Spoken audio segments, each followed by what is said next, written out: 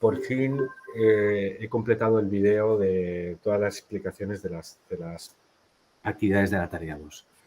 Lo estoy ahora exportando y después de esta conferencia después de esta conferencia lo subo a mi canal YouTube como los otros y lo pegaré en el módulo 2. El módulo 2. Sí, pero lo anuncio de todos modos. Pondré el anuncio con el... En este momento, si suena un ruido como nieve o como viento, es mi computadora que está haciendo el renderizado del vídeo. Porque he grabado como 6 fragmentos, los estoy juntando en uno solo para que... Tengo la voz diferente cada fragmento porque los he grabado a diferentes horas del día y de la semana.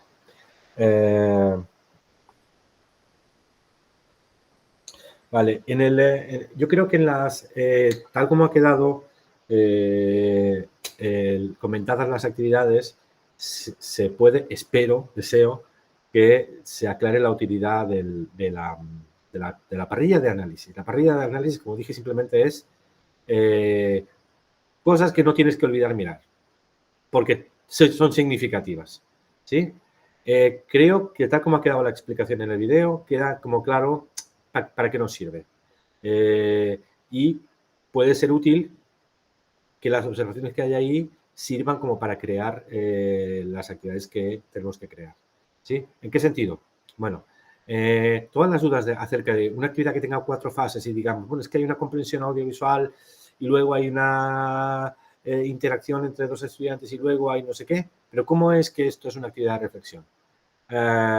Trato de clarificarlo y de argumentar bien por qué la suma del conjunto de actividades hay una cosa que pesa más.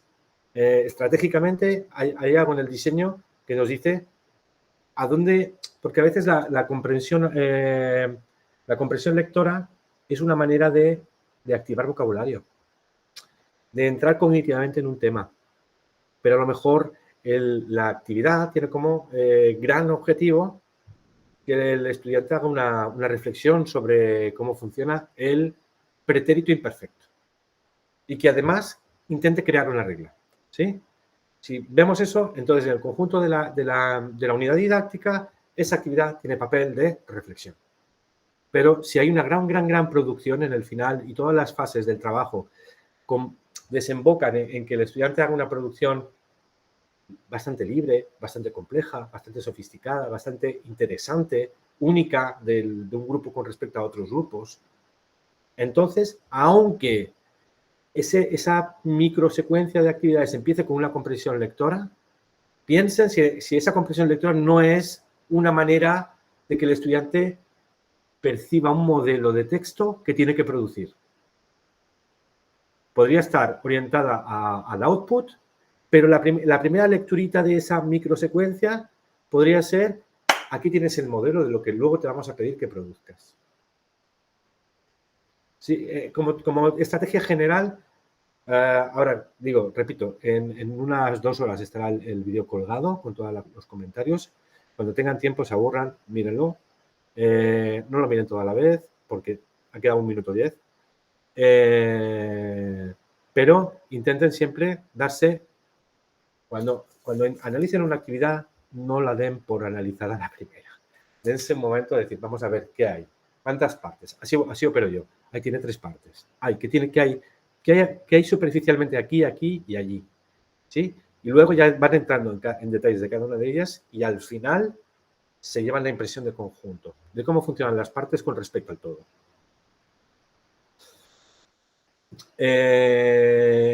Dentro de las actividades que tienen que crear, lo interesante será que creen también alguna de reflexión o alguna de producción. En la última sesión, la última que tuvo lugar, vimos un poco las actividades vamos ya a ese asunto. Y hoy, con la sesión de hoy, ya termino el contenido completo. Ahora, de nuevo, voy a compartir mi pantalla y voy a estar ciego durante un ratito, así que, qué interesante. O lo puedes repetir, o tengo una pregunta. Por favor, todo el tiempo, porque si no, no sé si se ha cortado la conexión y estoy hablando solo, que no es muy interesante hablar solo. Entonces,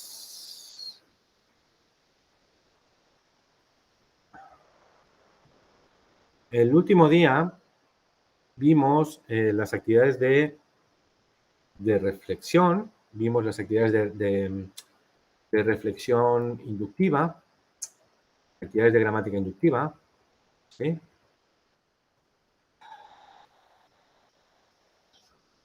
Tienen varias partes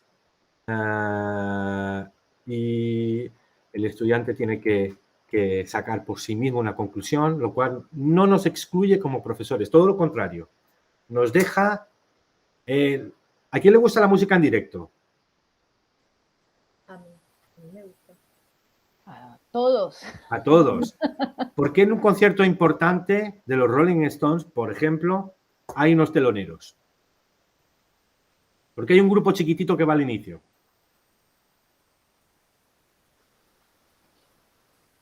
Bueno, creo que porque así vas ambientando, ¿no? A la gente, ¿no? Exacto. Pues lo mismo pasa con las actividades de gramática inductiva y la explicación de la gramática. La primera parte del concierto es que el estudiante entre en calor y lo haga significativamente. La gramática aparece en un texto. Y el texto no lo miramos para la gramática, sino para comprender algo que hay en el texto. Después, se le pide al estudiante que mire algunas formitas que hay en el texto. Primero comprensión, después observación de la forma y después que el estudiante llegue a establecer una parte del sistema por sí mismo. Pero ahí no acaba el concierto. Ahí empieza el concierto, ¿sí? Cierto. Y aparece Mick Jagger a cantar Satisfaction. ¿Sí? Entonces, lo que ha entendido el estudiante A y el B y el C y el D, lo podemos acabar de ligar, de unir, de recolocar, bien, una vez que hemos hecho una actividad como esta. Bien, también habíamos visto entre las actividades de reflexión las actividades de input estructurado, que dijimos que era cuando tenemos una regla establecida, de manera, en este caso, deductiva, ya está establecida la regla, son actividades de pares mínimos, como esta, en la que el estudiante, ante una interpretación generada por la selección de una forma, tiene que escoger qué forma tiene que ir. Sergio, en este Sí. caso, en este ejemplo en particular, aquí hay un entendimiento también del significado, Evidentemente. porque es realmente cómo utilizar el indefinido frente al imperfecto. Exacto. Por eso se utilizan pares mínimos, porque si no, se utilizan por dos razones pares mínimos. Pares mínimos de frase en este caso. Primero, para focalizar, para que lo único que cambie entre las dos parejas de frases sea la forma que nos conviene, en la que nos conviene poner la atención del estudiante. Mira, como ante una frase igual, si cambias el tiempo de pasado, tienes una interpretación u otra. Y la segunda razón, y el segundo elemento de estas frases es no desligar la forma del sentido. Y en este caso, esta actividad es de reflexión. Sí, porque estamos en ese momento en lo que aquí estamos acabando de entender la regla. Okay. La regla ya se ha establecido, pero que se haya establecido no quiere decir que yo la tengo en mi cabeza bien dentro. Sino que es como pequeñas actividades de comprobación de que voy entendiendo, pero no entender lengua, sino entender la regla. Reflexión, sí, reflexión. Ok. Luego vimos, bueno, esto es la parte del input estructurado que ya está allí. Vimos, definimos la técnica del dictogloss y dijimos que no se usa tan a menudo. Yo recomiendo que se use a veces, sobre todo cuando lleven un tiempo trabajando algunos aspectos con los estudiantes y los estudiantes no acaban de tenerlo, no lo acaban de incorporar.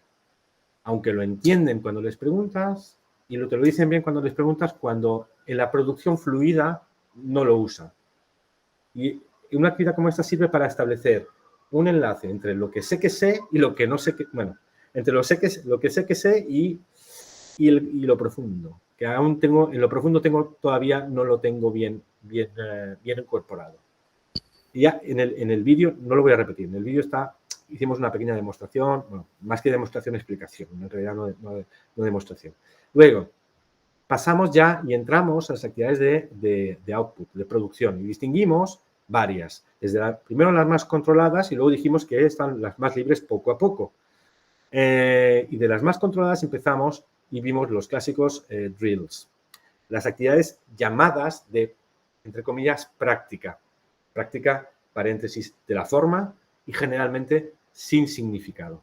Y mediante esta actividad vimos que a veces, si están mal diseñados, como suelen estar diseñados, generalmente no hace falta entender nada. Son como conjugómetros, son como máquinas de la conjugación. Y dijimos que hay otra manera de crear este tipo de ejercicios que sí son necesarios y que la otra manera es intentar que siempre esté en juego el significado. Para eso hablamos de actividades bifocalizadas y el doble foco era un foco en la forma, evidentemente porque estamos entrenando la forma, pero el otro foco al mismo tiempo es el foco en el significado. Y dijimos que todas aquellas actividades que nos obliguen a entender algo, aunque sea, y a producir frases donde lo que digamos, donde cómo lo digamos y lo que digamos, las dos cosas, ambas, tengan sentido, nos ayudan a bifocalizar. Es decir, aquí tenemos también, como en el anterior, un ejercicio destinado a la práctica del imperfecto de indicativo y de su morfología también, pero sobre todo con un background, en un contexto donde hay que fijarse en algo y decir frases con sentido acerca de algo, utilizando naturalmente la forma que estamos trabajando. Forma y significado, intentar que estén juntas. En esta que vimos es otra manera, por ejemplo, de hacer lo mismo. Darle un sentido y una contextualización a lo que va a suceder. En este caso ya no hablamos de una tercera persona, sino que al estudiante le pedimos que piense en sí mismo, en su vida, qué cosas hacía, qué cosas no hace. Para que la producción del estudiante no sea, digo cualquier cosa, sino que trato de escoger algo que sea significativo para mí y que al tiempo tenga sentido en un contexto de enseñanza donde hay otras personas. Un error que con frecuencia se puede producir en la clase de idiomas es que los ejercicios que no se centran en el significado producen puestas en común muy aburridas. Pepita, la frase 1, bla, bla, bla. Pablita, la frase 2, bla, bla, bla. Y cuando habla una persona, las demás no tienen necesidad de entender lo que está diciendo el compañero o la compañera. Porque el significado no está implicado. Tampoco. Intentar implicar el significado e intentar que además sea significativo para el estudiante como miembro de una clase, como persona, hace que sea mucho más interesante las producciones de los estudiantes, porque intentan decir cosas que tienen sentido y porque haciéndolo compartimos informaciones entre los miembros que estamos en ese momento en la clase, ¿verdad? Otro ejemplo sería que aquí ya no habíamos llegado, que sería, por ejemplo, nuestros conocimientos de la historia. Aquí hay una imagen donde suceden cosas que no pasaban en este momento de la historia, siglo XV. A ver, venga, vamos a ver quién tiene más habilidad para encontrar los problemas de los errores temporales que hay aquí. Cosas que no pasaban en el siglo XV. ¿No jugaban fútbol? No jugaban fútbol. Pues entonces, ahora tienes que producir una frase utilizando el imperativo. Como en el modelo. Ajá. En aquella época la gente no jugaba fútbol. Y yo te diría igualmente, muy bien, ¿sí? Y alguien podría agregar otra cosa, ¿no? Hay más problemas temporales aquí. Sí, en aquella época la gente no llevaba gorras deportivas. Ejemplo, ¿sí? Vamos a fijarnos que la producción está centrada en la forma porque tenemos un modelo y porque está en un contexto en el que estamos trabajando de esta forma. Pero al mismo tiempo, aquí también cuentan otras habilidades. Cuentan las habilidades de ver quién es más rápido, de ver quién tiene más agilidad visual y a ver si es más cooperativo. Si, por ejemplo, aquí hay un estudiante que hace una producción sobre jugar a pelota, pues yo ya no diré ya no sé jugar a pelotas. Estoy pendiente de su producción. Y ahora escojo yo la mía. Y digo, bueno, pues porque todavía nadie lo ha dicho. Digo, en aquella época no se hablaba, no había teléfonos, o no se hablaba por teléfono celular, o no se hablaba por teléfono móvil. O en aquella época, lo que sea. Pero estoy pendiente de lo que se produce en la clase, con lo cual las producciones están orientadas a la forma, al significado. Esta es una actividad bifocalizada que nos permite utilizar o practicar las oraciones relativas. Y se hace en forma de casi de gincana. No es una gincana, pero más o menos. Dividimos la clase en 3. El alumno A busca un objeto que esté hecho de 3 materiales. O un pañuelo que no esté usado. O algo que, anótalo, créanlo tú misma, tú mismo. El alumno B, etcétera. Y luego, pues, sí, lo ponemos en común. Y ahí estaríamos practicando. ¿Tienes algo que sirva para quitarse el frío? ¿Algo para quitarse el frío? Ah, sí, mira. Aquí tienes una bufanda. Si creamos una producción como algo que sirva para quitarse el frío o algo que refresque, ¿estamos practicando la oración subordinada, la oración de relativo? ¿Sí o no?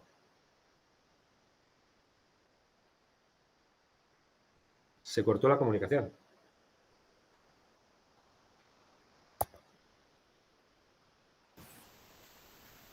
Sí. Ah, vale. Bueno, y estamos vale, escuchando, produciendo, etc. En el caso de las oraciones de las estructuras de pronombre complemento directo, pues un ejemplo de actividad podría ser pues esta, ¿no? Piensa en un objeto que te sea un objeto en tu vida. Piensa tú y tú y tú y tú. Piensa en un objeto que te sea importante, imprescindible. ¿Lo tienes? Sí. Sí, ¿no? Sí. Sí, lo tienes. Perfecto. Ahora piensa en el género del sustantivo. Ese objeto tiene un género masculino o femenino en la lengua española. El nombre. Vale. Y ahora es singular o plural. Singular. Singular. Una persona que se preste de voluntaria. No veo, solamente oigo. Vale, yo misma. ¿Tú misma eres? Paloma. Paloma. ¿Qué sustantivo era? ¿Femenino, masculino, singular o plural? Dinos eso. Es masculino. ¿Masculino? Singular. Vale, masculino singular. Vamos entre todos a hacerle preguntas a Paloma para intentar averiguar cuál es su objeto imprescindible. ¿Sí? Tenemos estos andamiajes. ¿Dónde lo guardas? En el bolso o En en el una bolso. mochila. Venga, alguien más. ¿Lo llevas siempre contigo? Sí. Venga, alguien más. Sirve para comunicarse. Sí. Vale.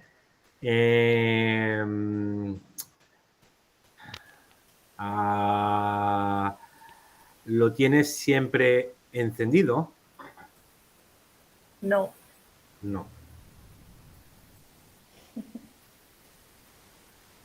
Es complicado porque creo que sé lo que estáis pensando, pero no es.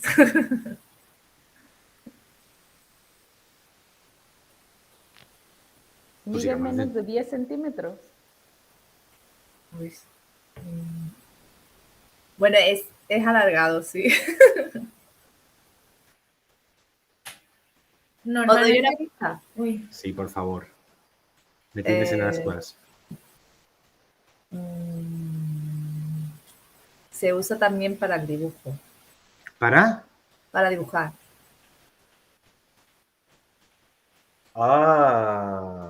También. No solo, pero también. No solo, claro. ¿Lo usas para maquillarte? No, ¿Lo usas con un papel? sí, ¿Lo usas para firmar documentos? puede valer. Bueno, no, mejor para firmar no. Ya lo tengo, lo he adivinado. Sí, el más listo de todos. Venga, Es un lápiz. es un lápiz. Sí. La pregunta última sirvió para saber si era un bolígrafo o un lápiz. Ya.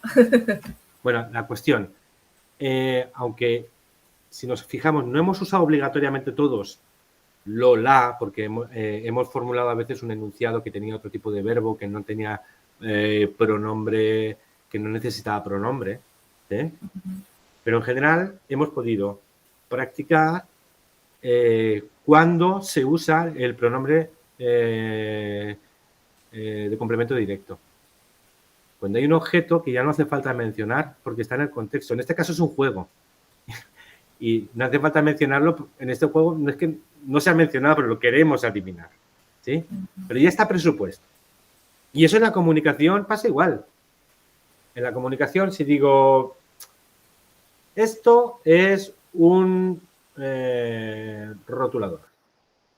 El rotulador es rojo. Lo uso para... Lo llevo siempre conmigo, lo. Ese lo es un mecanismo normal de la lengua que me sirve para no repetir algo que ya que sería irritante repetir.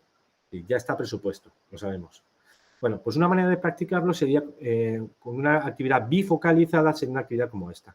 Que implica, por una parte, un juego, un reto, pero un reto en el que podemos usar la forma que se supone que tenemos que practicar comunicativamente. E importa qué se dice y cómo.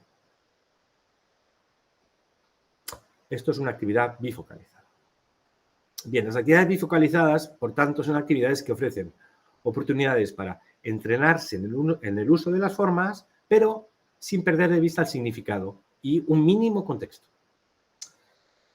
Permiten tomar decisiones en cuanto a lo que quiero expresar, a evaluar información. Estábamos evaluando información. ¿Qué era lo que nos estaba sugiriendo Paloma? Pues hemos tenido que hacer preguntas para evaluar lo que nos decía. Hemos tenido que escucharla. ¿Sí? Nos permite proyectar ideas propias. Por ejemplo, pues la semana pasada, cuando estábamos viendo aquel señor que había cambiado tanto en las fases de su vida, pues alguien dijo, antes era hippie, hoy es... ¿Sí? Ese decir era hippie fue una proyección mental de alguien. No había un cartel que dijera es hippie. ¿Sí? O para hablar de uno mismo. ¿Sí? Y nos sirve para prestar atención con interés a los significados que produzcan las otras personas en la clase. Es decir, que van más allá de las producciones meramente individuales. Y dan sentido a que las producciones individuales sean interesantes y sean atendidas, por tanto escuchadas, por tanto que el output de unos se convierta en el input atendido, deseado de escuchar por los otros. Y por fin llegamos a... Esto era para la producción controlada, lo de antes. Y ahora la producción en autonomía. Y para la producción en autonomía vamos a ver tres tipologías, aunque hay más, de actividades.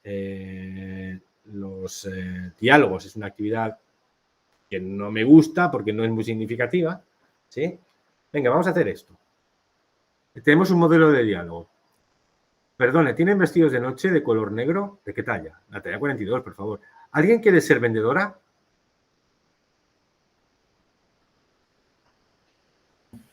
Venga, vale, pues yo misma otra vez. Venga, Paloma otra vez, ¿no? Venga. Sí. ¿Y alguien quiere ser compradora? Venga, ¿quién me lo quiere comprar? Que se lo llevan de las manos. Venga, Yo. venga. Nuria. Venga, va. Pues Vale, lo leo, ¿no? Leo el texto. no, vamos a hacer una cosa más difícil, Vale. que sería la segunda fase. Es, ahora con el modelo, los elementos que están subrayados los podemos sustituir por los elementos de abajo, ¿sí? Para que hagáis una comunicación. ¿Cómo? Vale. No entendí en serio ¿Empiezo? qué tengo que hacer. Los elementos que están subrayados los tengo que cambiar por... Por Claro. los que están abajo. Por otras cosas, es una prenda, pues por otras prendas, Ah, vale. ¿vale? Y si es un adjetivo de color, pues por otro color.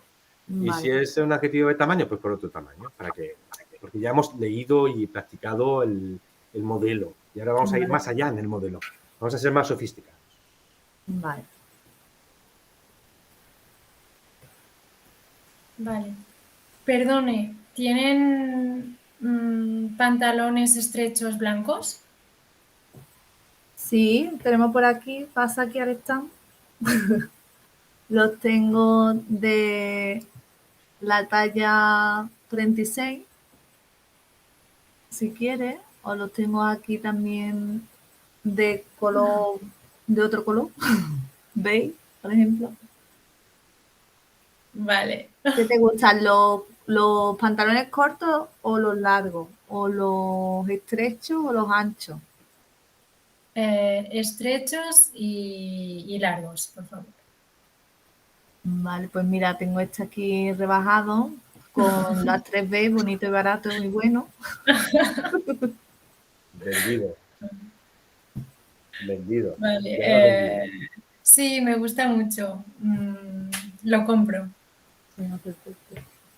Vale. Pues lo que acaba de pasar, habéis ido mucho más allá del diálogo y casi os habéis metido en una situación de rol, ¿verdad? Sí. Así que lo que comentemos nos va a servir para los diálogos y para los roleplay, ¿sí? Un poco. ¿Os habéis sentido motivadas? Claro. Bueno, la vendedora estaba ahí sembrada. Estaba Como puesta ya, en el pero papel. te has inventado el diálogo, ¿eh? Que lo sepas. Sí. Es que eso de tenerlo que ir cambiando no lo estaba yo coordinando muy bien. Ah, no lo estabas coordinando. No lo estaba coordinando. Hablando de coordinación, ¿alguna de las dos ha perdido el hilo en algún momento? Sobre de qué se estaba hablando. ¿Pantalones? ¿Eran pantalones? ¿Era tan importante de lo que se estaba hablando? ¿Estábamos hablando de pantalones o no? ¿O de qué? ¿O de blusas? Que no me acuerdo. ¿De qué hemos hablado? De ¿De pantalones. pantalones? Es que me ha parecido ver me ha parecido entender un titubeo en cierto momento, más a mitad del diálogo, con lo que se decía de si eran cortos, cortas o largos, largas, no me acuerdo. Pero ha visto como un titubeo. No sé si soy el único que lo ha visto. ¿A dónde quiero llegar?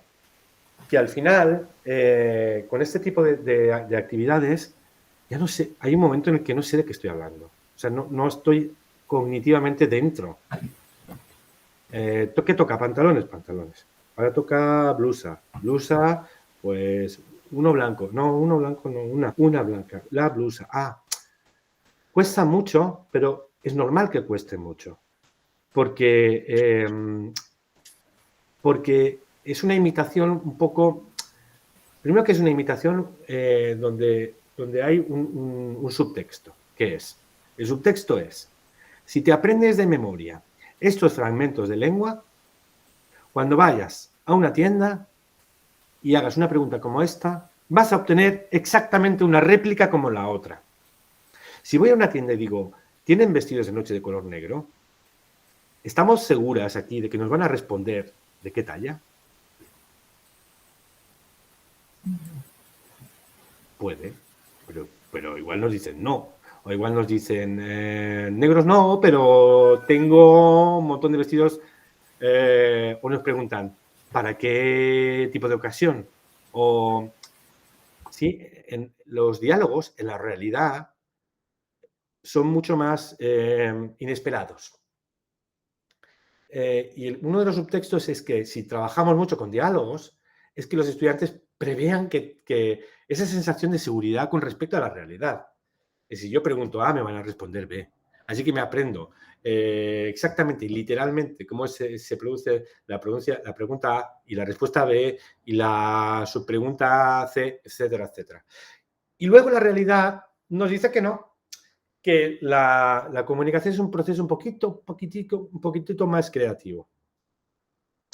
Segundo, que cuando tenemos que sustituir un pedacito de lengua y hacer una cosa en la que no tomamos realmente decisiones interesantes, nuestra atención baja mucho. Hay un momento que no sabemos muy bien de qué estamos hablando.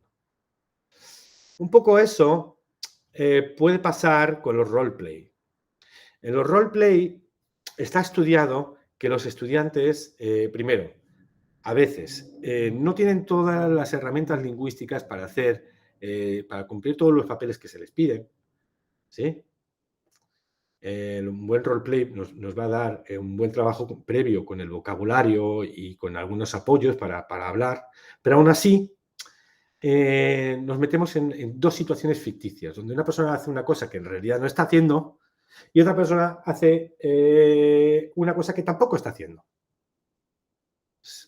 ¿Se entiende lo que digo? Sí. Sí. Sí. El nivel de, vamos a decir, de captación de la cognitiva no es tan alto como cuando el estudiante tiene que tomar otro tipo de decisiones. Es decir, los roleplays a veces nos sitúan vamos a vender en una tienda o vamos a una situación de un camarero y alguien que quiere comer en un restaurante. Pues a veces se convierten en una especie de simulaciones en las que se supone que tengo que pedir algo y a lo mejor no tengo ni hambre. Por la propia... Primero, que no está claro que la comunicación funcione exactamente a un estímulo A, siempre aparece una respuesta B. Eso no es así la realidad, exactamente con las frases de la conversación. Segundo, pues yo qué sé, igual no tengo hambre y hablar de que estoy en un restaurante, imaginarme el restaurante, no tiene nada que ver con lo que... No me siento dentro de la actividad, realmente, con mis 5 sentidos. Hay otras maneras de integrar más al estudiante, de hacerle vivir la lengua. Los roleplays están bien, tienen estas limitaciones, pero sobre todo y lo más importante no son las actividades comunicativas, las más comunicativas a las que podemos aspirar. Correcto. Además, creo yo que una situación como esta tiene mucho que ver con la personalidad del alumno, porque tiene que ser un alumno que sea lúdico, que tenga teatralidad, y no todos somos así. Y que quiera improvisar, exacto. Ujú. Y que quiera improvisar, exacto. Vamos a ver esta otra actividad típica de trabajo en parejas. Las actividades de vacío de información. Alejandra, ¿la quieres hacer conmigo? Dale.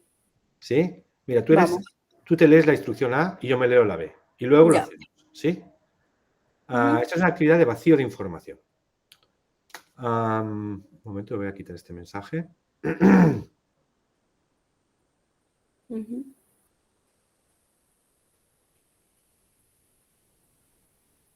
¿Aló? ¿Empiezo yo? Sí, por favor.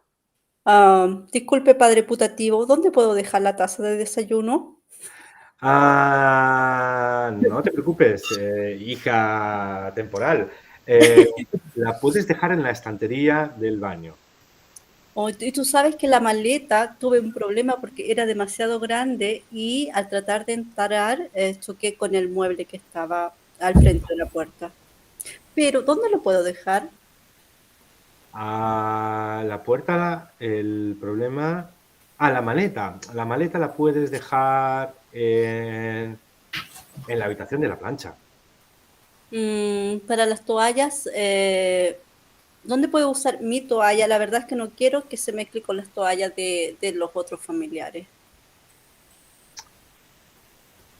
Pues si no quieres que se mezcle con las toallas de los otros familiares, en la habitación de la plancha, por favor.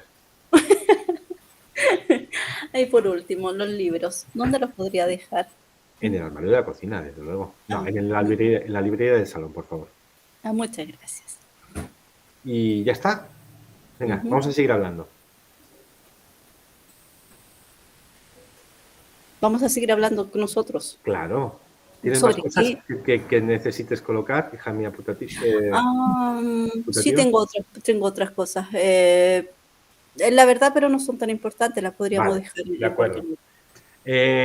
Virtudes y defectos de las actividades de vacío de información. ¿Cuándo se acaban las actividades de vacío de información? ¿Qué determina la duración de esas actividades?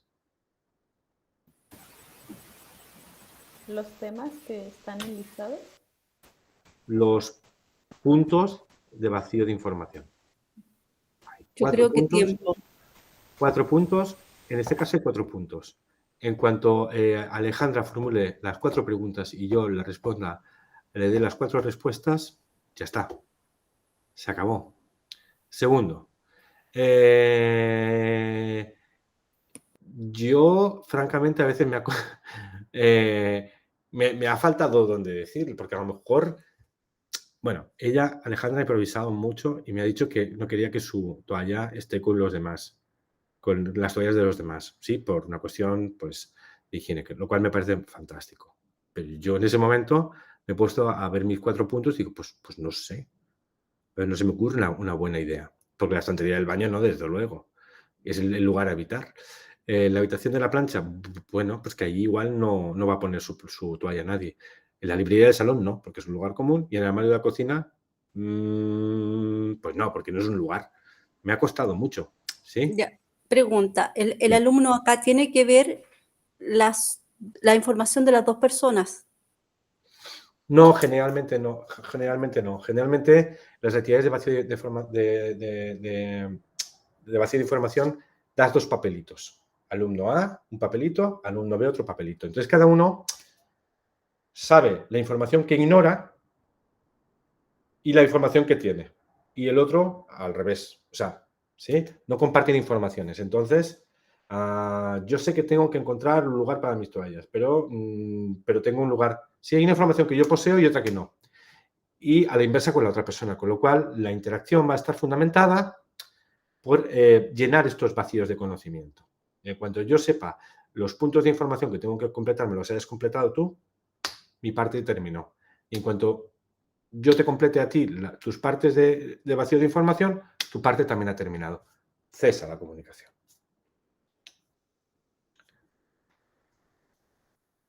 Esta actividad, en particular, podría estar mejorar. ¿Qué le faltaría? Encontramos que le faltaría a lo mejor...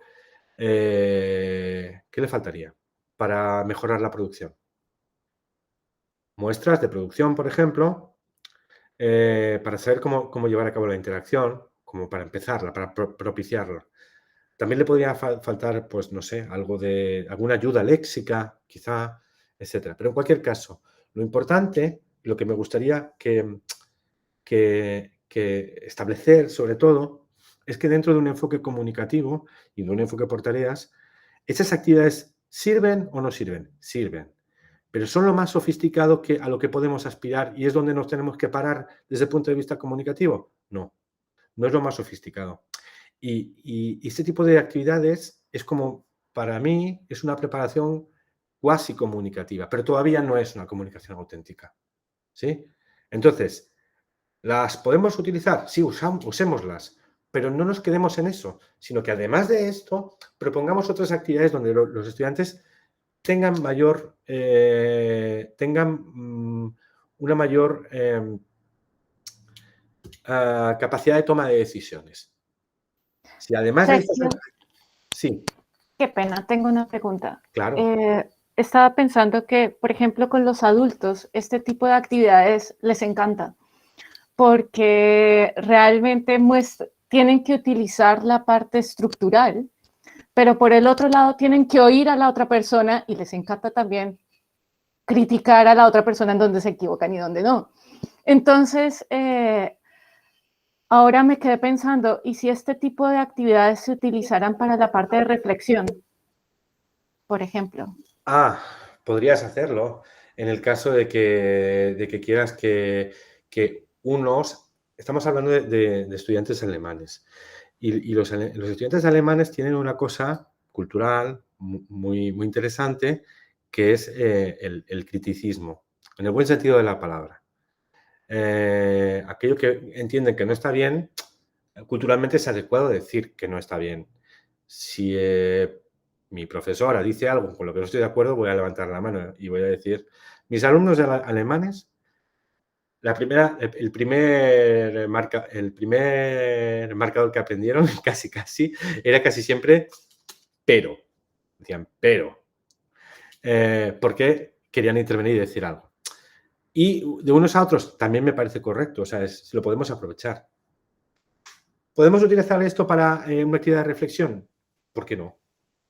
¿Por qué Sí, no? pero yo pienso que, por ejemplo, podría ser con más libertad de improvisación. O sea, entregarles esto, plus la libertad, plus más tema, plus más actividades posteriores. No, anteriores. Pero, por ejemplo, ahí con más libertad, entonces ya sería más producción, ya sería más de la zona output. Sí, Mientras que cuando la estructuras... dentro de la zona output estaría, si vemos un continuum entre dos polos, control y libertad, esta producción, una actividad de evasión de información queda muy cerca del polo control. Todavía. Con algunas modificaciones, por ejemplo, que los estudiantes, si el diseño de la actividad lo permite, que los estudiantes creen alguno de los puntos, pues estamos haciendo que se vaya un poquito hacia el polo de la libertad. ¿Sí? Pero yo insisto, en muchos manuales, en ese polo desde el control a la libertad, las actividades de evasión de información es lo que se ofrece como más hacia la libertad, cuando no son las únicas posibles para ir más allá en cuanto a la libertad de comunicación. No estoy diciendo que no sean unas buenas actividades, son buenas actividades. Efectivamente, Estela Maris, estás diciendo que a tus estudiantes les gustan. Lógico que les gusten, ¿sí? Pero además de hacer estas, lo que yo insisto es siempre hagámoslas, pero que además siempre propongamos algo extra, algo más. Otro tipo de actividades además. No sé si me expreso. Sí, sí. Y donde queremos llegar, pues, a las tareas finales. Las tareas finales, que en el ejemplo de la tarea 2 hay una, que era la cena de la clase. ¿Recordamos aquella actividad de la cena de la clase? Yo la puedo mostrar ahora, porque ya la he comentado, pero bueno, en cualquier caso, en la cena de la clase vamos a verla, a ver si cambia.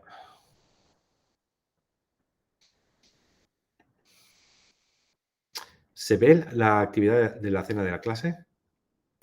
Sí. A ver si la puedo poner en tamaño grande. Vale. Vamos a ver qué diferencias hay con la actividad de vacío de información. ¿Cuántas fases tiene? Tiene 3 fases. ¿Qué tenemos que hacer en la primera fase? Vamos a dividir la clase en parejas. En parejas. Bien. Entonces, cada pareja va a tener que decidir un plato y un postre. Si tenemos una clase de 10 estudiantes, por ejemplo, ¿cuántas parejas nos salen? 5. ¿Cuántos finalmente, cuando terminen la actividad y a la hora de la puesta en común, cuántas recetas vamos a tener diferentes? 5 recetas diferentes. Va a haber una fase de decisión y de negociación dentro de la pareja y va a poder haber libertad de escoger, pero luego cada una de las parejas va a poder, cuando termine la fase de trabajo de la decisión, de qué plato vamos a escoger, cómo se elabora, vamos a buscar las palabras en español, vamos a redactar la receta. ¡Ay, se escribe así, no se escribe así! Vale, sí, no, bien, vale. Cuando ya han elaborado toda la receta por escrito, se la han corregido, nos la han dado para que la corrijamos, para que vean, etcétera. Después, a la hora de poner en común las recetas, no termina lo bueno, sino que empieza lo bueno. Porque la producción de unos estudiantes está sirviendo de input para los otros. Si estamos en una clase de aprendizaje de lengua española y puedo aprender la receta de tiramisú o puedo aprender la receta de, no sé, de las papas a la huancaína, pues me llevo 2 cosas. Primero, me llevo mi propia receta. Reafirmo el vocabulario que necesito para mi receta. Y las discuto con mi compañero. ¿Estamos atendiendo a la forma?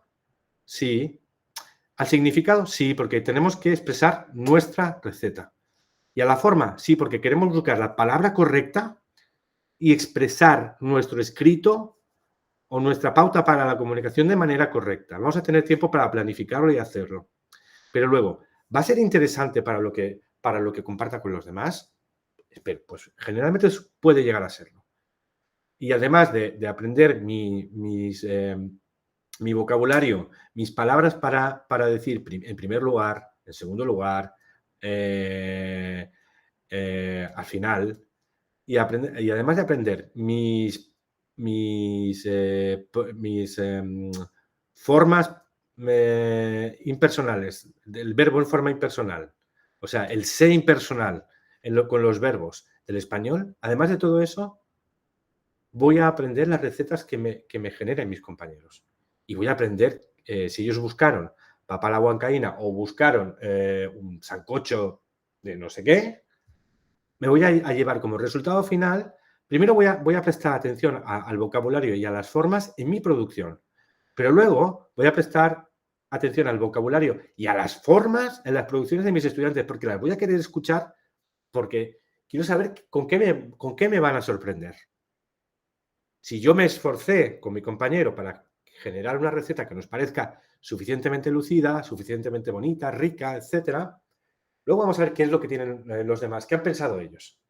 Y ahí, además, no solamente voy a escucharles, sino que, como si en este caso, como aquí se pide en B, el diseño de la actividad obliga, entre comillas, a que yo haga preguntas a los compañeros que están exponiendo su receta, podré, con esas preguntas, a romper el silencio, ayudar a que mis compañeros que ya han pensado en su receta repiensen mejor y vuelvan a explicar, aunque sea con otro recurso distinto, lo que están intentando comunicar. Y yo voy a clarificar lo que me están queriendo decir. Esas 2 cosas, el de decir algo con un objetivo, es un elemento de la comunicación real. Decir algo con sentido. Escuchar algo que tiene sentido. Si algo no lo entiendo, contextualizadamente pedir una aclaración de lo que no estoy entendiendo y dar aclaración de lo que estoy intentando expresar a alguien que me dice que no entiende lo que quiero decir. Esos son mecanismos reales de la comunicación, de negociación del significado. Y con las tareas finales se puede conseguir todo eso, pero también se puede conseguir que, vamos a decir, llegar a concretar y cerrar una fase de aprendizaje que se inició el primer día, en una unidad didáctica, en una secuencia didáctica, donde desde el primer día se han trabajado, por ejemplo, en este caso, para llegar a una receta, pues evidentemente se han trabajado vocabulario de los alimentos, marcadores discursivos para ordenar, una forma verbal concreta, exponentes para hablar de cantidades, etcétera, etcétera, etcétera. Todo eso en una fase final que tenga sentido. Como cuando dijimos al inicio aquella metáfora de mi propia silla, ¿sí? Mi silla no es igual que las sillas que hemos producido en el taller todos. Mi silla tendrá algo mío. Mi receta tendrá algo que mío porque la he decidido yo con mi compañero. Mi receta puede ser, y será prácticamente casi seguro, diferente a las otras recetas que se hagan en la clase. Pero todas las recetas acabarán teniendo un poco de valor para todos. Bien, esto es la teoría un poco de las tareas. Perdón. Vamos a acabar de definir. ¿Se ve ahora la presentación de nuevo? Sí, se ve. Rápidamente. Una tarea final es un tipo especial de actividad donde la lengua meta, el español, se usa para un propósito comunicativo, ¿sí? No para inventar que soy alguien que se va a una casa y que alguien que se imagina que es la persona de la casa me dice dónde debo dejar mi toalla, sino algo más. Aunque la tarea sea, vamos a decir, no sea real, no estamos haciendo... Porque podemos hacer la receta o no hacerla, es decir, no podemos llegar a concretarla y crear un menú y hacer un plato para la clase o no, quedarnos simplemente en el momento de crear una receta y compartirlas. El libro de recetas de la clase. El resultado tangible de una semana de trabajo, de 2 semanas de trabajo en la clase. El libro de recetas de la clase, con las recetas de todos los grupos. Actividades donde, para eso se ha utilizado la lengua meta con un propósito comunicativo. ¿Sí? Comunicar, decidir, negociar, clarificar, hacer preguntas, con un resultado extralingüístico. El resultado extralingüístico es el objeto resultante, ya sea un póster, una propuesta, una ruta para hacer un viaje por un país de Latinoamérica o un libro de recetas. Donde el énfasis está en intercambiar significado. Esta es mi receta, papa a la huancaína. ¿Qué es la papa a la huancaína? Es un plato de Perú. Tiene papa, tiene unos ajís amarillos, tiene lo que sea. Y no necesariamente producir formas predeterminadas. Aunque no vaya a producir formas, aunque no sea 100%, es una actividad más abierta donde la lengua no está necesariamente predeterminada, pero sí hay una tendencia a. Si hemos trabajado en una secuencia didáctica el ser impersonal y los elementos para hablar de cantidades en las recetas, lo más probable es que si la tarea final sea una receta donde haya que escribir o desarrollar los pasos de la receta, lo más probable es que el estudiante acabe utilizando el sé impersonal, pero en un contexto más amplio, donde lo importante no es usar el sé impersonal, sino transmitir todo lo que he creado al efecto.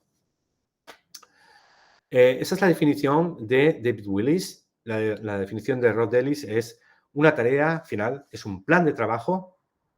Por eso en esta unidad vamos a crear el libro de recetas de la clase. Se centra sobre todo en el significado. Lo importante es lo que decimos, no cómo lo decimos.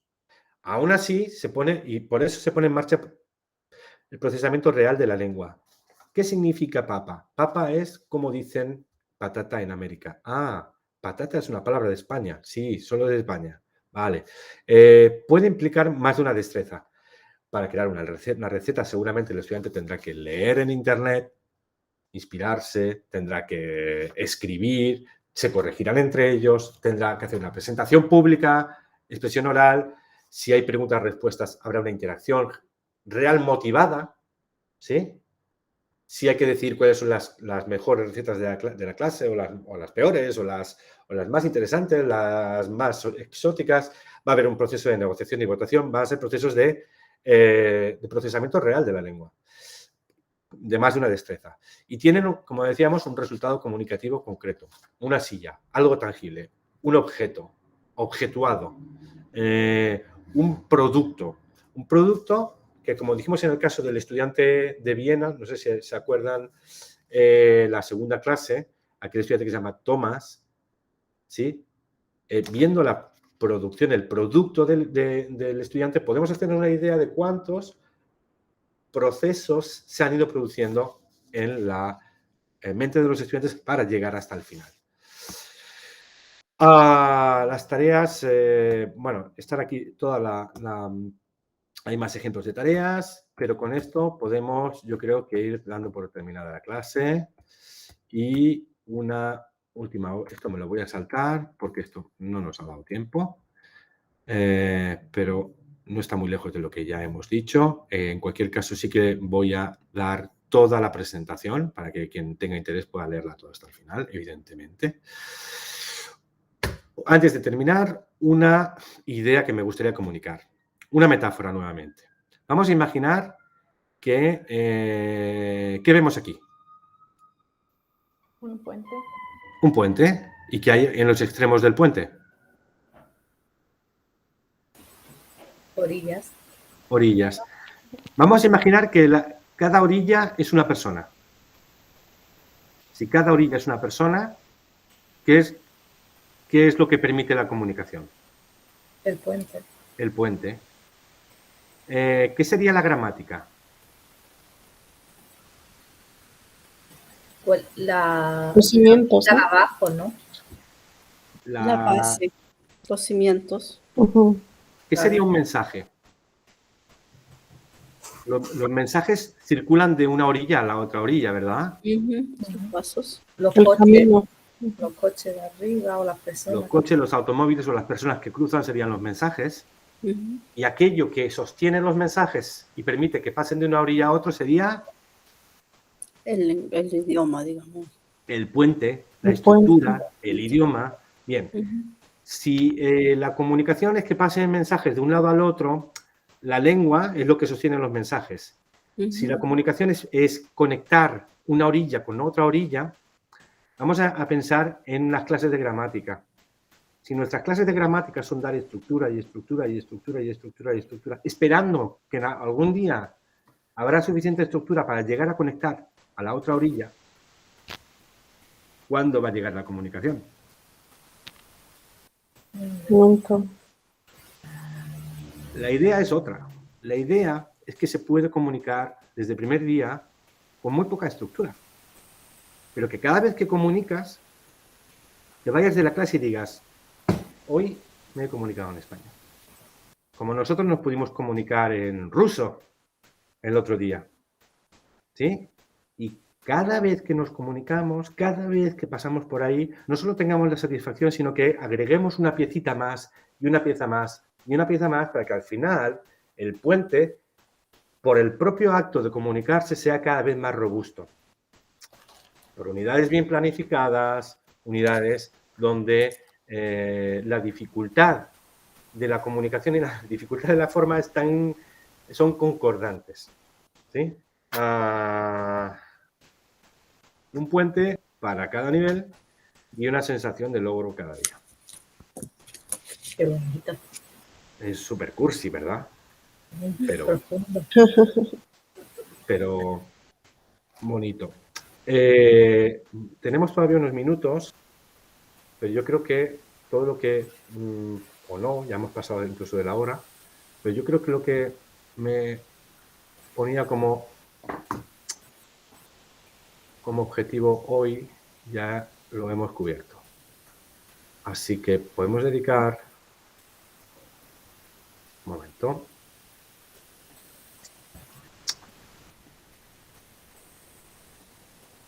Hay algo ahí. He perdido la pantalla.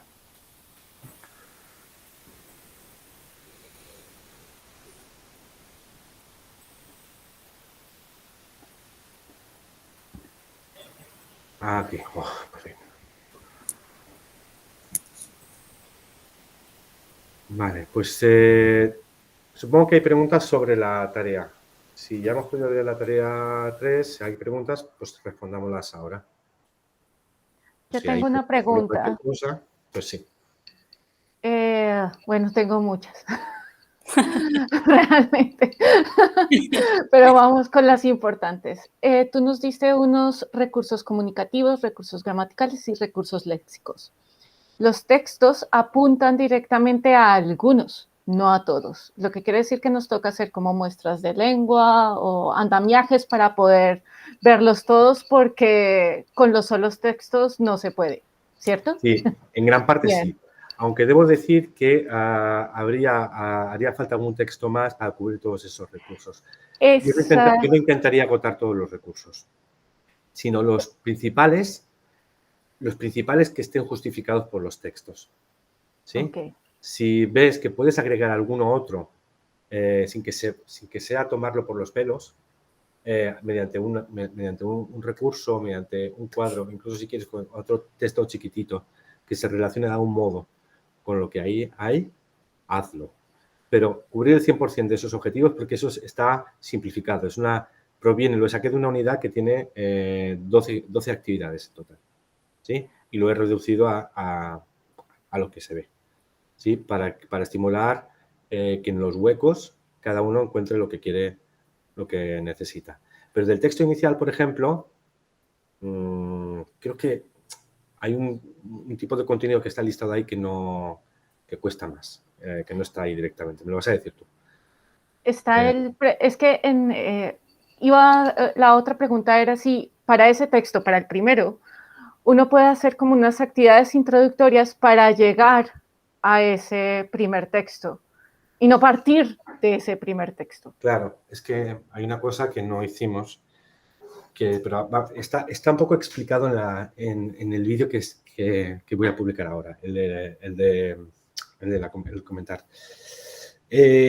Las actividades previas y en el PDF que voy a compartir. O sea, la presentación que hemos visto sigue y hay hay más adelante unas diapositivas sobre la comprensión, sobre dinámicas para comprender y como diseño de la precomprensión. Entonces, buenas actividades de comprensión, como ya he comentado en el vídeo que publicaré ahora, son aquellas actividades que permiten, antes de leer, empezar a pensar en aspectos relevantes que se tocan en el texto. Si en el texto, en ese caso, es el texto sobre una directora de cine, pues antes de leer un texto sobre cine, pues ¿qué crees que debe activar el estudiante previamente para leer? Si hay una comprensión auditiva donde se habla de, por ejemplo, de las mejores películas de la última década del cine latinoamericano, ¿sí? No metamos nunca al estudiante a hacer una actividad de comprensión a palo seco. Siempre hay que crear una activación de algunos recursos que sean interesantes que el estudiante active. El primero de todos es los que ya tenga el estudiante. Es decir, confiemos en que el estudiante nunca se parte de cero, siempre se tiene algo. Así que preguntas que hacen que el estudiante active lo que sabe y lo comparta con otros estudiantes. Que active el vocabulario que ya sabe.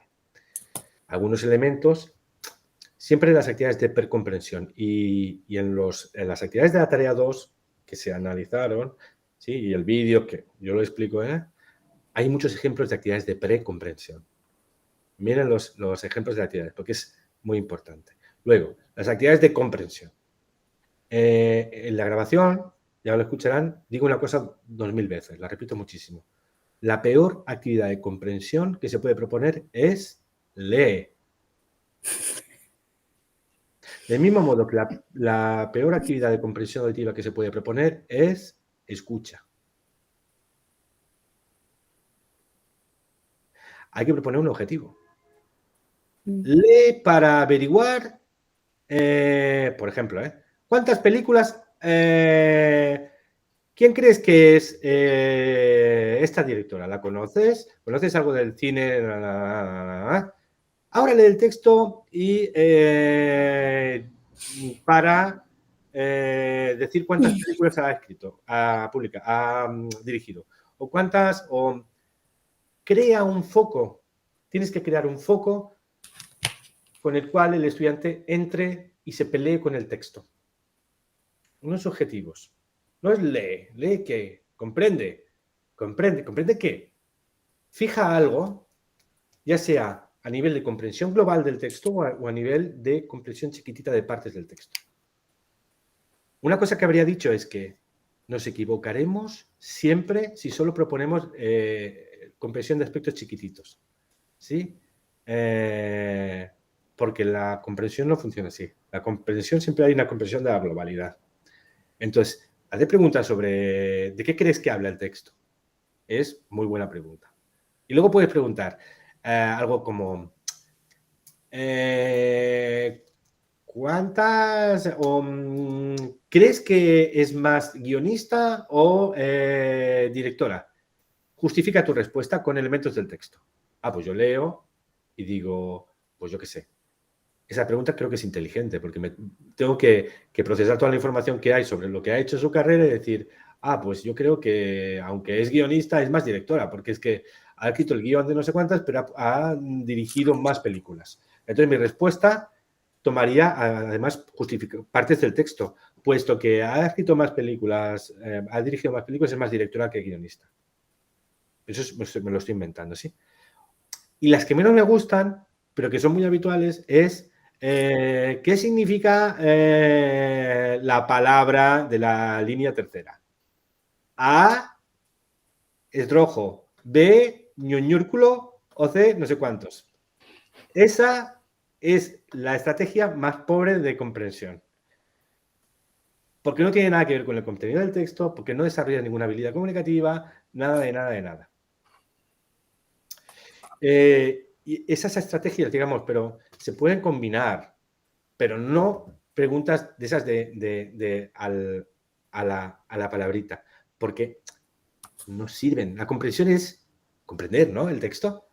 Un texto habla de algo y entonces captar de qué va el texto y poder decir, incluso opinar, contrastar con lo que uno piensa, con lo que uno pensaba que antes, o lo que uno ha cambiado tu opinión sobre este tema después de haber leído el texto. ¿Por qué? Pues porque el texto habla de nutrición y yo pensaba que tales alimentos eran buenos para la salud, pero este experto dice que no. ¿Sí? La comprensión es algo más que palabricas pequeñas. Por mucho que los estudiantes tengan el miedo de que si no entienden el 100% de las palabritas, no van a poder comprender nada. Y esto pasa mucho en Alemania, porque eso lo dicen los profesores que enseñan en Alemania. Pero los que enseñan en Polonia te dicen lo mismo, los que enseñan en Rusia te dicen lo mismo, los que enseñan en no sé dónde te dicen lo mismo.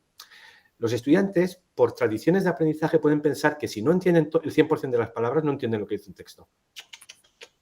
No.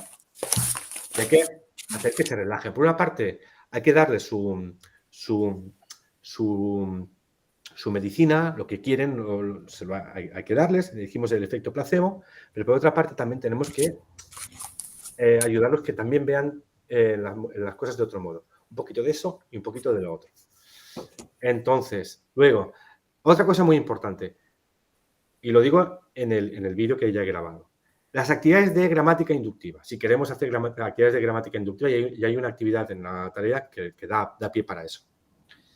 Generalmente es con gramática, con elementos de gramática o de vocabulario que ya están en un texto. Insisto, si la gramática la presentas a través de un texto, lo primero que hagas con ese texto es por el significado. Una pequeña comprensión del texto. ¿Sí? Segundo, cuando ya se ha procesado una vez, se regresa. Sí, perdón. Con eso tengo una súper pregunta, con ese segundo texto, porque ese segundo texto es el que muestra el pretérito indefinido. Sí. Entonces uno puede hacer preguntas primero de significado y luego entrar en la forma. Y ahí es donde 3 estrellas, porque como te dije, no sé si tenemos que ver todos los contenidos, pero el indefinido tiene lista de irregulares. I know. Toma una decisión. ¿Cuántas formas de...? Primero, lo dije el primer día. En una escuela de carpintería, para hacer una silla no necesitas saber cuántos tipos de sierra hay. Si te empeñas en contarle que todos los tipos de sierra que hay, vas a tardar un lustro en que el estudiante haga una silla. ¿Sí? Que el pretérito indefinido sea el verbo de morfología más irregular de la lengua española no quiere decir que lo mates de aburrimiento a la primera.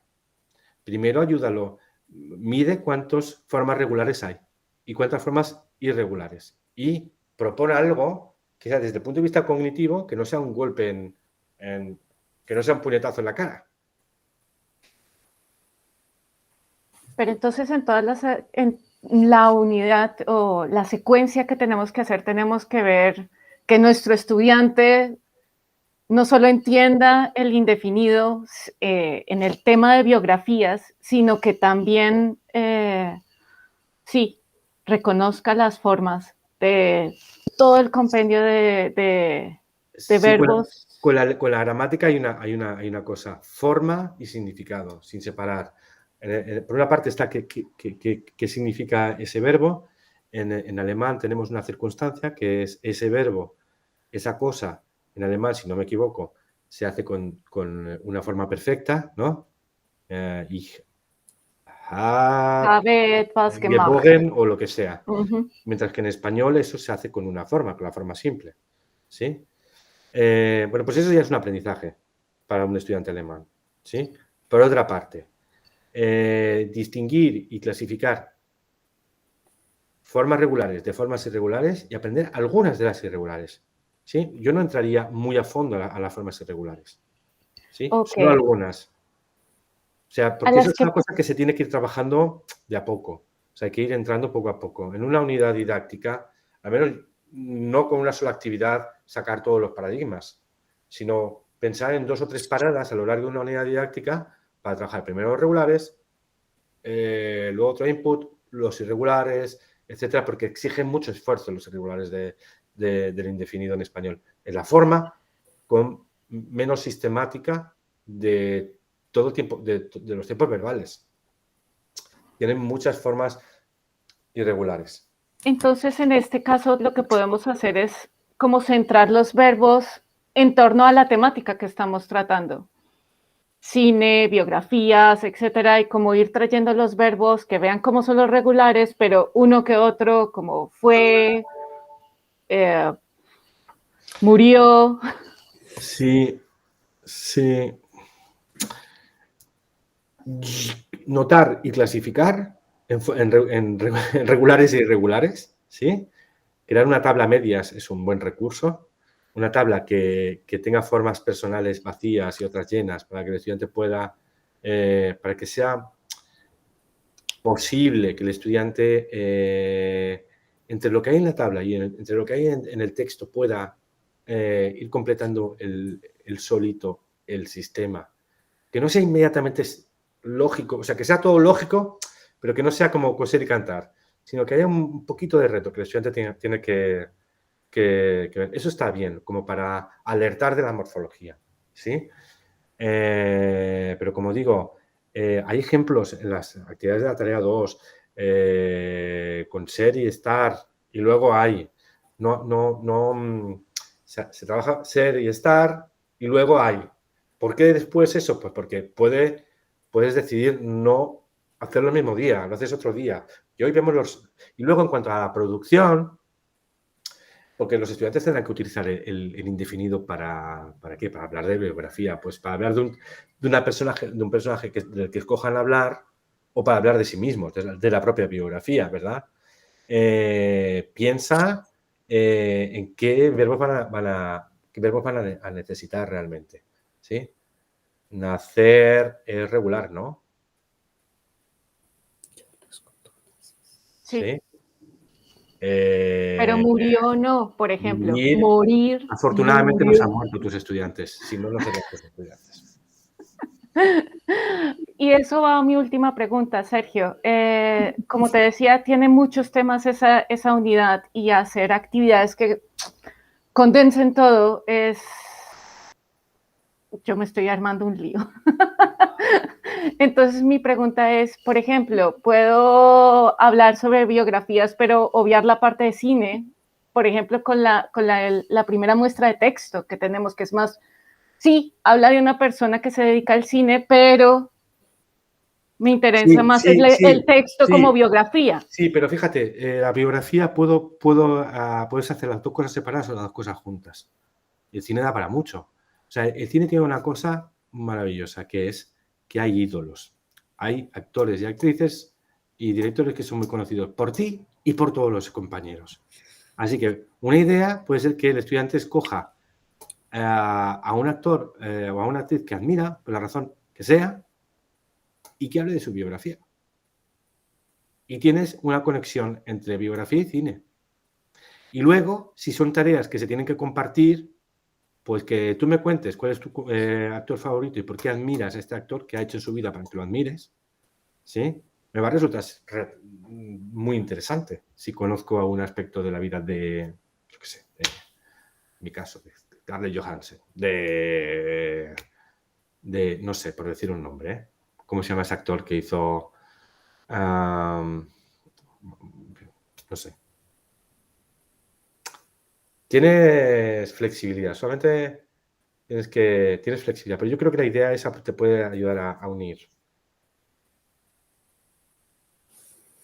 Y no intentes cubrir todos los contenidos porque igual hay demasiados contenidos y si los intentas cubrir todos tendrás que crear más actividades.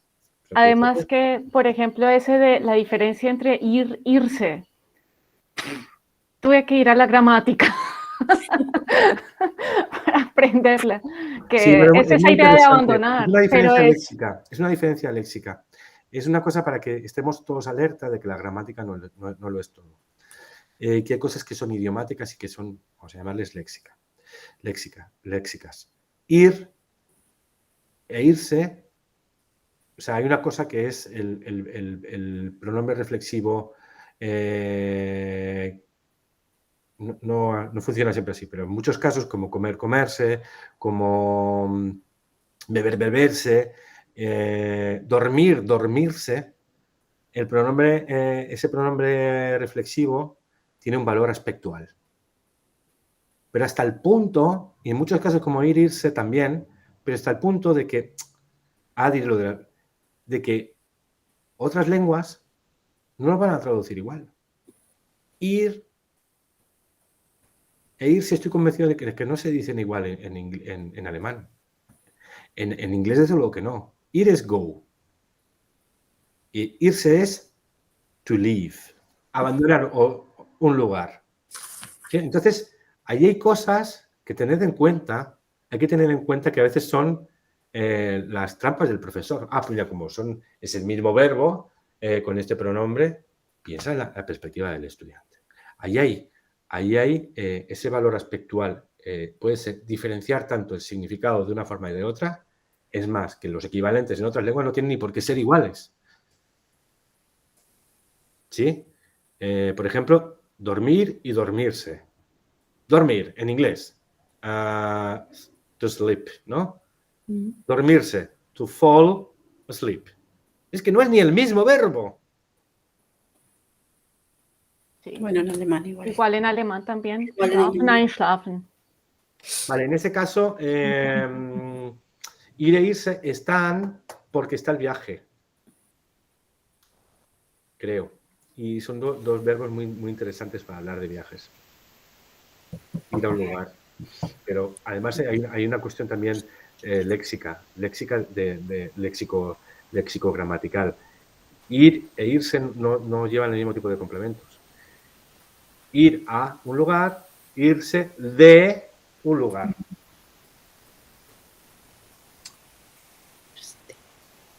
Yo creo que he agotado mi tiempo para hoy. Me tengo que ir. Okay.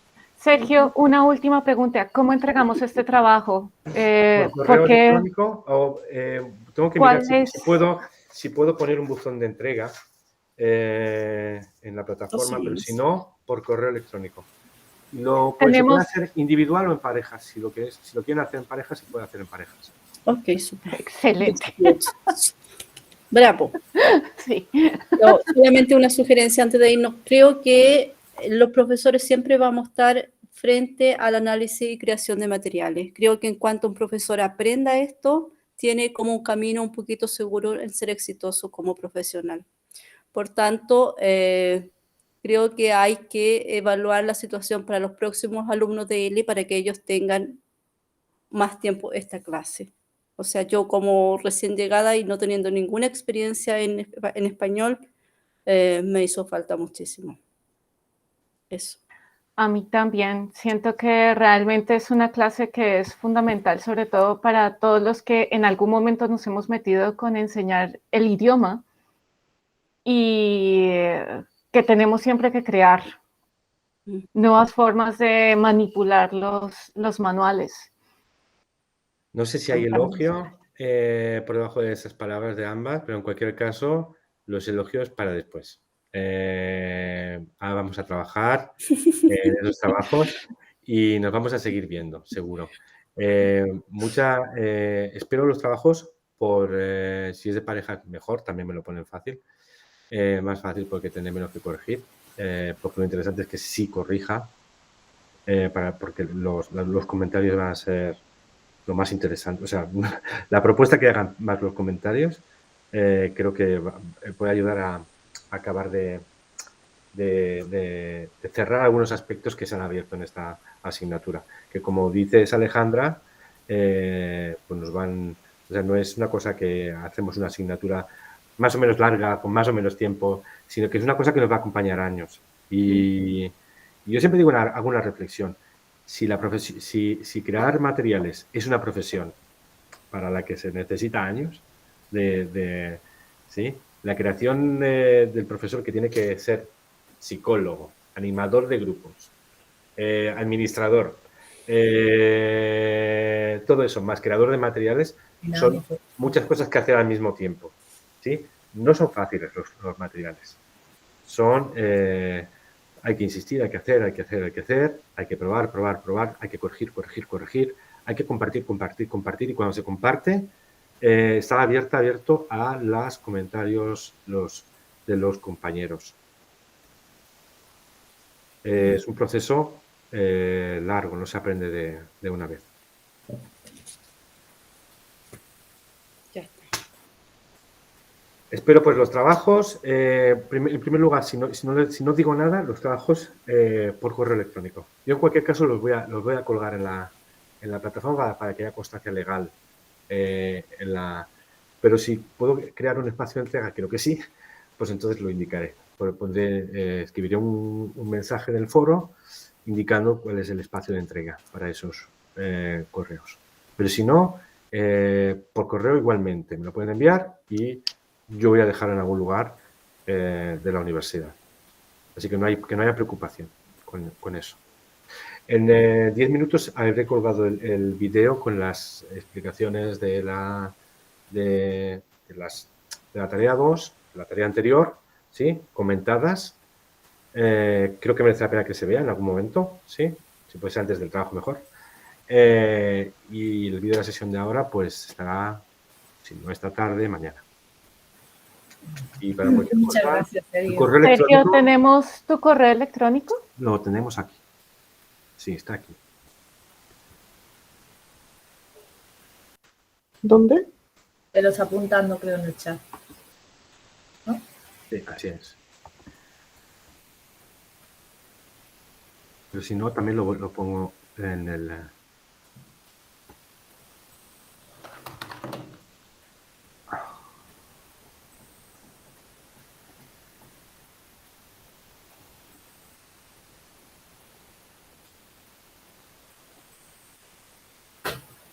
Ok. Lo pondré de todos modos en un mensaje de la plataforma. Para quien... Pues muy bien. Esto no es una despedida, sino un hasta luego. Por mi parte ha sido un placer esta clase. Pido disculpas, yo mismo soy el primero por mis viajes y movimientos que he demorado un poquito las cosas y pido mil disculpas. Y bueno, pues aquí seguimos trabajando. ¿Sí? Vale. Vale. Gracias. Bueno, Muchas gracias. gracias.